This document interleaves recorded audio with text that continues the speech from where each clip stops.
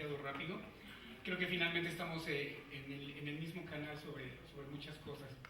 Lo primero que quiero hacer es agradecer a la asociación la invitación, como siempre, y felicitarlos por la evolución de estas jornadas. Y segundo, pues bueno, reconocer que nada de todo lo que se ha presentado podría ser factible sin tener un hospital preparado para esas situaciones, sin tener en vista todo lo que ustedes pueden requerir y sobre todo estar listos a intervenir en el momento que ustedes lo deseen. Esa es parte muy importante de mi speech y en el cual quiero invitarlos a seguir trabajando con nosotros.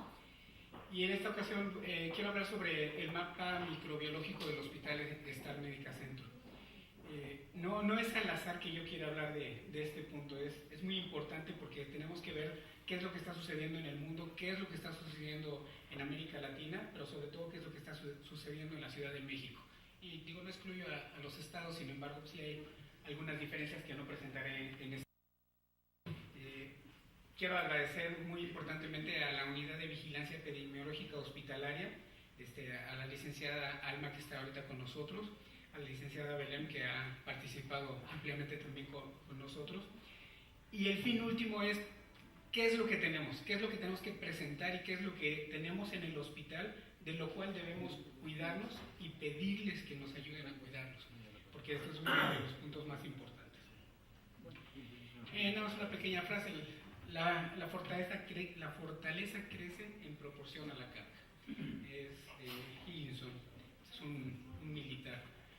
Pero bueno, se aplica muy bien porque lo que vamos a ver en las siguientes diapositivas tiene que ver con tener fortaleza y entender nuestra problemática para poder resolverla.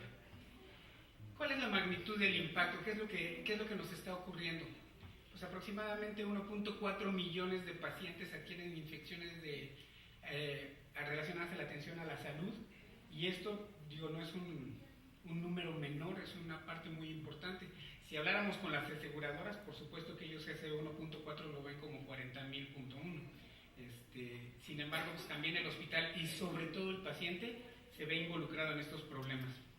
Se estima que 1.7 millones de pacientes con infecciones asociadas a la atención a la salud contribuyen a la ocurrencia de 99,000 muertes cada año. Esto es un número demasiado grande para el manejo hospitalario.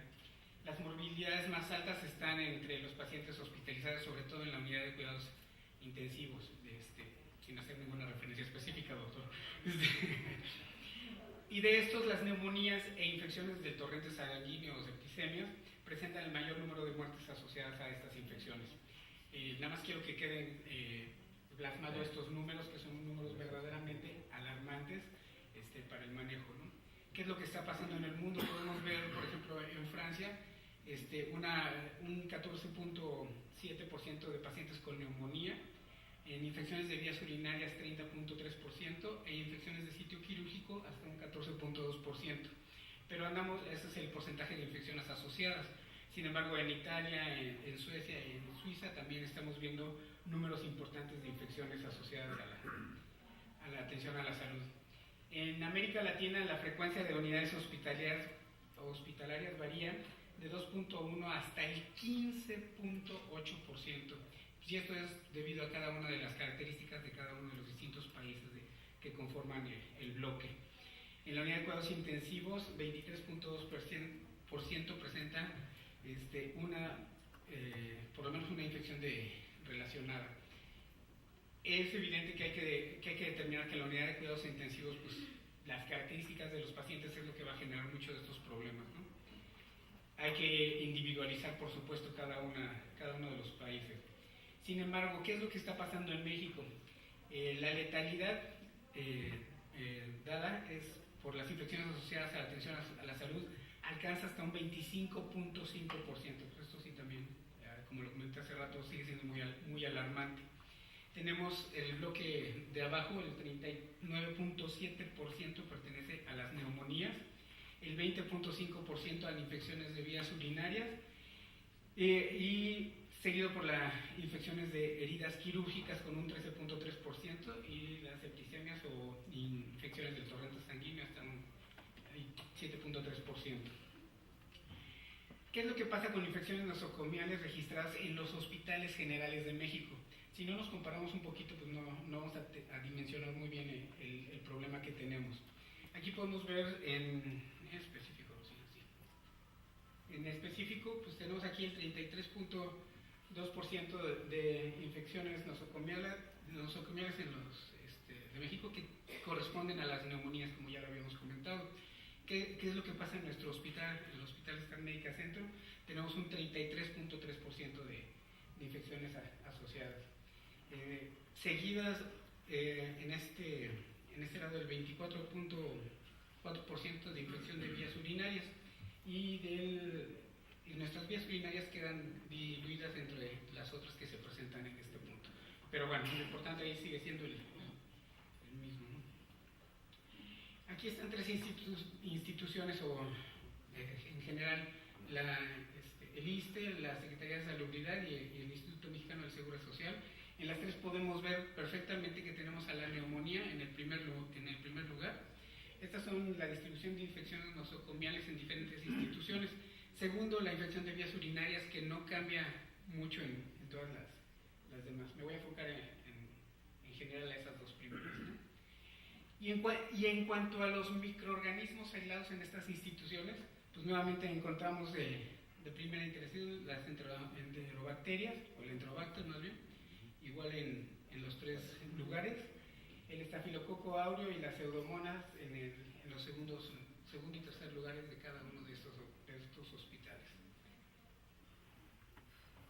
Esta es una tabla un poco rápida, pero ¿qué es lo que nos quiere decir esta tabla? Únicamente que del global de todo lo que se estuvo aislando en cada uno de estos hospitales, pues el de mayor frecuencia pues tiene que ver con las horas de atención en las que se toma, los cultivos disponibles en 24 horas, los hemocultivos, y esto que hablaremos un poquito más adelante de política de desescalamiento o de escalamiento de los antibióticos. Y lo que nos quiere decir es que se está midiendo mucho sobre qué es lo que se está haciendo con los pacientes, cuál es el tiempo que están persistiendo todas estas infecciones, y cómo las estamos detectando, ¿no? No podría resultar esto si no sale mucho de la parte de la conciencia del médico tratante en solicitar los cultivos, en solicitar hemocultivos, y tanto de catéteres como de las mismas secreciones propias de los pacientes, ¿no? Hay que tenerlo en mente para poder disminuirlo o quitarlo, ¿no? Aquí, en cuanto a los antibióticos, pues bueno, tengo que decirles que el sobreuso de los antibióticos ha propiciado la emergencia de microorganismos multidrogoresistentes. Esta palabra pues ya tiene un lugar muy amplio en el manejo de la infectología y el manejo de los pacientes dentro de las terapias. Y esto sobre todo está relacionado con los pacientes que tienen infecciones asociadas a la atención a la salud. Debemos de restablecer políticas de manejo de antibióticos y derivados de las estrategias que se tienen en cada uno de los servicios donde se presentan, tanto desde quirófano, hospitalización y sobre todo las terapias. Pero esta parte no se va a poder dar. Cierto es que hay muchas guías clínicas que llevan a cabo estas, pero hay que individualizarlos al tipo de paciente que tenemos. Yo puedo decirles que hoy por hoy en el hospital estamos viendo pacientes muy complejos con multipatologías y sobre todo crónicas, donde la facilidad de tener una infección asociada a la salud sigue siendo todo un reto para nuestras terapias y para la hospitalización. La monitorización de las resistencias bacterianas, tanto del ambiente hospitalario como en la comunidad, es un elemento fundamental. Nosotros estamos haciendo ambas cosas, estamos cultivando el medio ambiente y estamos cultivando también a la comunidad o a los pacientes que tenemos. ¿Esto qué nos va a permitir esta situación? Pues tener áreas donde sean necesarias las intervenciones en el control de la infección y estrategias de contención de resistencias. La unidad de vigilancia epidemiológica es lo que está detectando cuándo tenemos una posible infección de manera temprana, y se le está advirtiendo al médico pues, lo que está sucediendo con su paciente o cuál es nuestra creencia. ¿Para qué? Esa es una intervención que le va a permitir al médico revisar el caso nuevamente junto con la unidad de vigilancia epidemiológica o al interior del equipo médico que está manejando el paciente para revisar el manejo de los antibióticos. También esto nos va a permitir elaborar unas guías de tratamiento empírico en función a la ecología, perdón, sí, a la ecología microbiana global. En cuanto a la vigilancia, es un factor crítico para contener el problema de la resistencia. Insisto, muchas veces no tenemos esa vigilancia de los pacientes y no estamos ni siquiera pensando en algo que pueda ocurrir.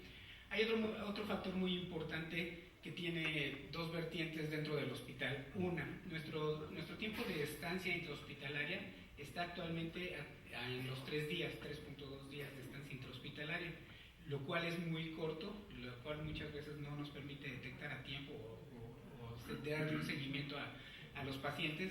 Y esto lo comento no porque no esté dentro del hospital, sino que la retroalimentación médica, la que ustedes están haciendo con sus pacientes en sus consultorios, siempre nos va a servir para poder tener un mejor mapa, ¿no?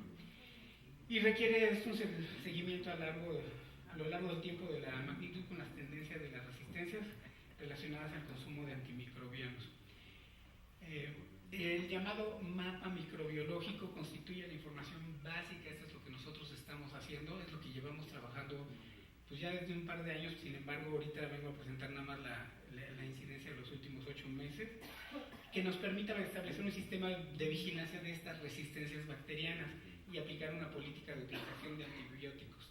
Insisto, todo esto comentado con los médicos tratantes y en busca de tener el mejor programa antibacteriano.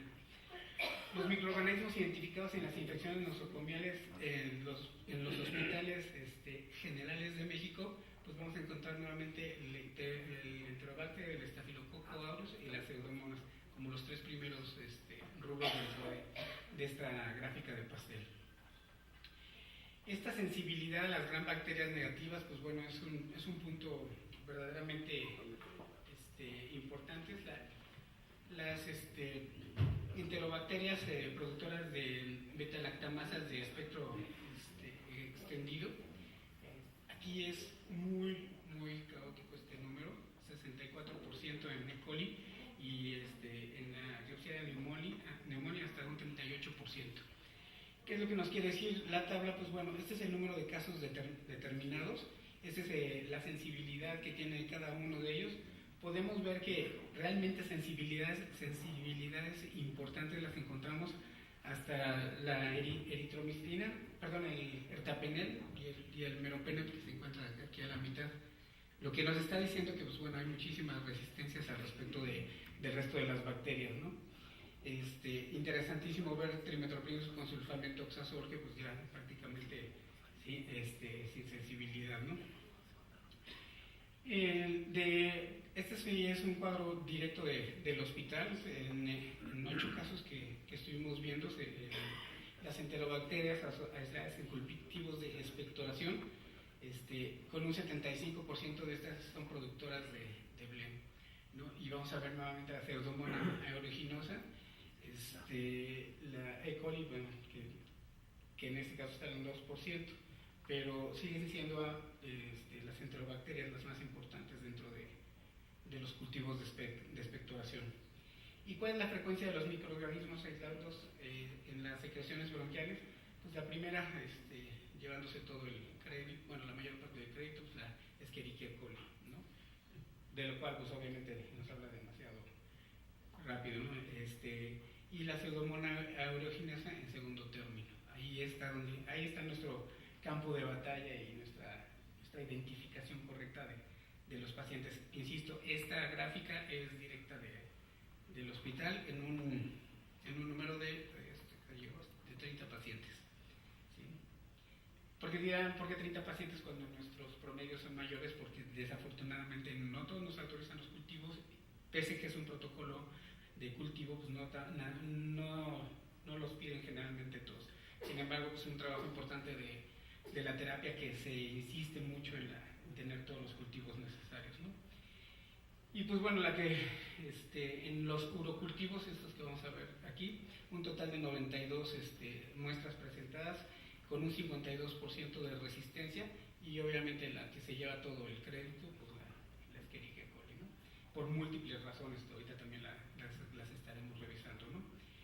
Y los microorganismos aislados en cultivos de punta de catéter, que también este es todo otro tema. No estamos cultivando todos los catéteres que estamos utilizando, no estamos teniendo en cuenta que aunque nuestro paciente tenga una evolución favorable, es importante tener el cultivo de esa punta de catéter. Entonces, pues bueno, con el 42% estamos viendo la Escherichia coli y la Pseudomonas aeruginosa con el 17%, ¿no? Del estafilococo epidermidis. Obviamente hay que darle cada valor a cada una de las bacterias que estoy comentando, sin embargo el coli no puede tener ese número tan mayoritario, ¿no? Y el aislamiento microbiológico de la herida quirúrgica, ya el día que comentaba yo que había sido una plática muy quirúrgica, y que vimos que, da gusto ver tantas pláticas tan exitosas realmente, tan propositivas para manejos de muchos pacientes, pero ahora sí que tras bambalinas está el trabajo de la infectología, de la unidad de vigilancia epidemiológica y de otras cosas que voy a comentar ahorita, pero ese es nuestro mapa microbiológico hospitalario de lo que nos está ocurriendo. Pues, por ejemplo, Escherichia coli sigue siendo la ganadora, luego está Staphylococcus aureus metilestilo resistente, sensible, y la Klebsiella pneumoniae como las mayoritarias, ¿no? En cuanto las bacterias Bleo, que son beta-lactamasa de espectro extendido, y su mecanismo de resistencia plasmídica confiere la resistencia cruzada de cefalosporinas hasta la cuarta generación. Esto, pues bueno, es algo que hay que tener mucho en cuenta, porque muchas veces no hacemos cambios, no hacemos ni escalamiento ni desescalamiento de los tratamientos antibióticos. Y en otro tanto proceso lo que no hacemos tampoco es completar esquemas de tratamientos importantes, ¿no? Y pues bueno, aquí lo que siempre me llama la atención, la capacidad de tener resistencias cruzadas, no solo para las cefalosporinas, sino también el Astreonam, pues bueno, nos habla de una evolución bacteriana, pues que para el 2050, que es lo que está supuestamente programado, no va a haber antibiótico que sea totalmente eficaz para muchas de las bacterias que tenemos, ¿no? Esto, insisto, con los porcentajes que se tienen y con lo mucho